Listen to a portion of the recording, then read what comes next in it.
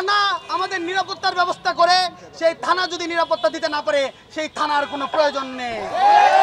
আমরা স্পষ্ট বলে দিচ্ছি, আজকে আন্দোলন করে আমরা চলে যাব, 3 দিন আন্দোলন করে চলে যাব, 10 দিন আন্দোলন করে যাব না।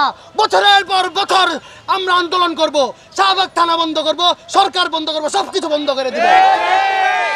এই সকল সরকার, স্বরাষ্ট্র উপদেষ্টা, প্রধান উপদেষ্টা সহ সকলকে আমরা জবাবের আওতায় আনবো, কাউকে ছাড় দেওয়া হবে না।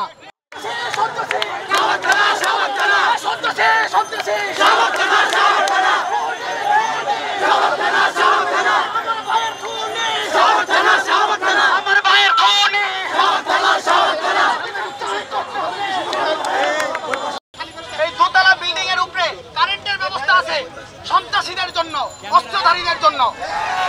সেখানে আমার বন্ধুরা গিয়ে দেখে অস্ত্রধারীরা অস্ত্র নিয়ে ঘুমিয়ে আছে। আমরা পুলিশ প্রশাসনকে কাছে ফোর্স চেয়েছিলাম, তারা আমাদের দেয় নাই। তারা সেখানে সুইচ গিয়ার সহ নানা ধরনের ভারী অস্ত্র সজ্জ নিয়ে সেখানে উপস্থিত ছিল। আমাদের বন্ধুদের আঘাত করে তারা সেই জায়গা থেকে চলে যায়, কিন্তু পুলিশ আসে নাই।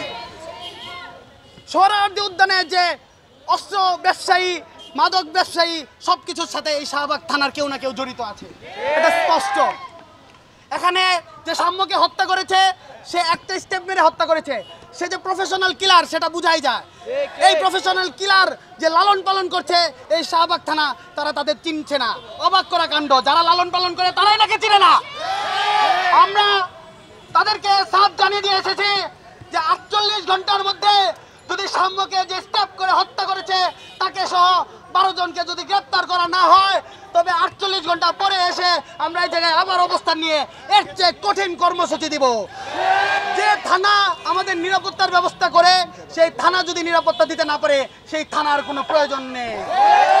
আমরা স্পষ্ট বলে দিচ্ছি, 48 ঘন্টার মধ্যে যদি সাম্য হত্যার সাথে যে 12 জন জড়িত এবং এই 12 জনকে যারা লালন পালন করেছে এবং যে পুলিশকে পুরস্কৃত করে এই হত্যার কাণ্ডকে ভিন্ন খাতে নিয়ে যাওয়ার চেষ্টা করেছে, সকলকে গ্রেপ্তার করে বিচারের আওতায় আনতে হবে এবং দ্রুত বিচার ট্রাইব্যুনালে ফাঁসির আদেশ দিতে হবে। আমরা সেই 12 জনেরই ফাঁসি নিশ্চিত করার জন্য আমি অনুরোধ জানাচ্ছি। এই অনুরোধকে আমাকে কঠোর হতে বাধ্য করবেন না। আপনারা যদি মনে করেন আজকে আন্দোলন করে আমরা চলে যাব, 3 দিন আন্দোলন করে চলে যাব, 10 দিন আন্দোলন করে যাব না। বছরের পর বছর আমরা আন্দোলন করব, শাহবাগ থানা বন্ধ করব, সরকার বন্ধ করব, সবকিছু বন্ধ করে দিব।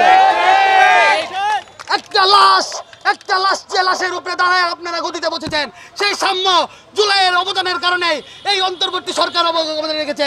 অন্তর্বর্তী সরকার গদিতে বসেছে, কিন্তু তাদের কোনো তৎপরতা আপনারা দেখেছেন? কোনো ধরনের তৎপরতা নেই।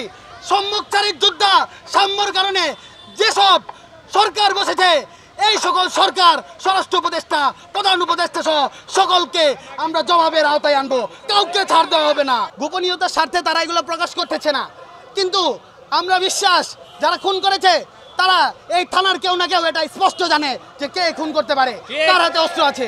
এগুলো প্রত্যেকটা সবাই জানে, কিন্তু কাল বিলম্ব করে খুনিকে তারা ধরতেছে না। 48 ঘন্টা সময় আমরা দিয়েছি, দয়া পরবশত দয়া করে 48 ঘন্টা সময় দিয়েছি।